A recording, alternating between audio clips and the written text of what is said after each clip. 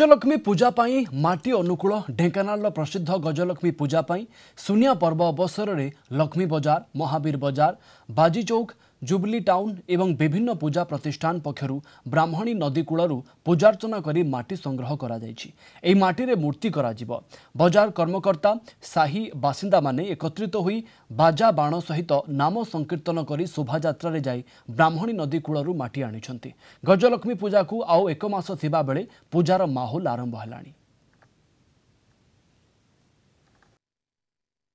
लक्ष्मी पूजा कार्यटा संपूर्ण भल भाव संपूर्ण हम कौन से बाधा विघ्न सृष्टि न हम और संपूर्ण आशीर्वाद दीक्षा कर आज आसी ये पूजा कर माटी अनुकूल करूँ और यही माटी ही माँ के मूर्ति तैयारी हम माटी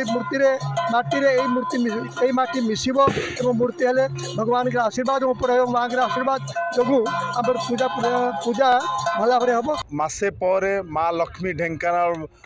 बासी को दर्शन देवे से जो आम मान मन भीतर भारी उत्साहित उल्लसित होइछु माँ पूजा अर्चना करने आज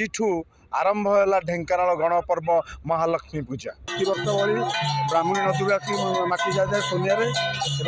सोनिया माटी पर्व आरंभ कराए मूर्ति कारीगर से मूर्ति तैयारी कर पूजा एकदम आरंभ कर माँ मूल मूर्ति तैयारी शुभ अनुकूल माटी आम कमरा घाटू आसला सर्वप्रथम रीतिनीति माँ माटी अनुकूल होगला आमर कर्मकर्ता माने ऊपर अच्छा